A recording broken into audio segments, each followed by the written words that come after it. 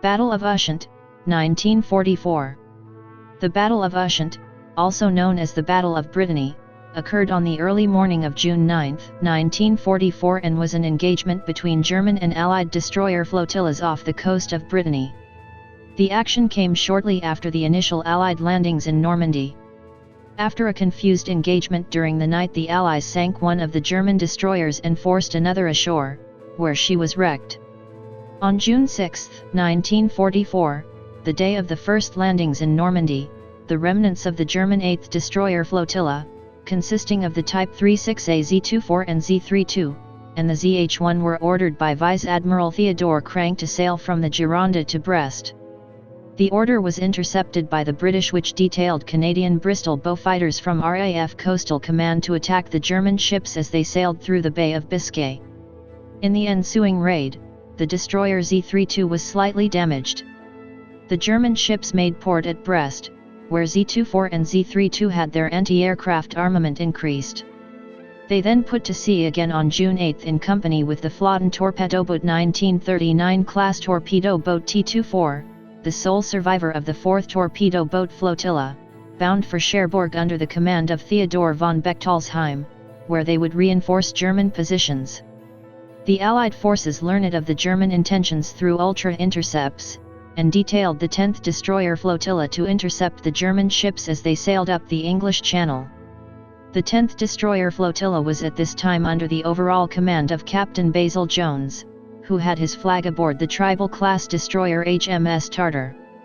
With him were HMS Ashanti, Eskimo, and Javelin, the Canadian ships HMCS Haida and Huron, and the Polish vessels ORP Pirun and ORP Blyskawica. Jones decided to split his flotilla in two. The 19th Division consisted of the Eskimo, Javelin, Pirun, and Blyskawica. The 20th Division consisted of Tartar, Ashanti, Huron and Haida. The British flotilla were moving westward down the channel when the German ships were detected by radar just after 1 o'clock on June 9. Jones turned his force to meet the Germans, who were by now 30 miles east-northeast of the Isle de Bats. The two flotillas clashed intermittently thereafter, exchanging gunfire and salvos of torpedoes. Tartar was struck several times, but was able to put out fires and restore her speed. ZH-1 was then engaged by both Tartar and Ashanti, with Ashanti launching 2 torpedoes at point-blank range. One struck ZH-1, blowing off her bows. With the ship crippled, her captain, Klaus Barkow, gave the order to abandon ship, then scuttled her with depth charges at 240. Barkow was among the 39 killed. 28 managed to reach France, the remaining 140 were picked up by the British. Haida and Huron had meanwhile been pursuing Z-24 and T-24 until the German ships ran into a British minefield. The Canadians attempted to detour around it, but eventually lost the Germans.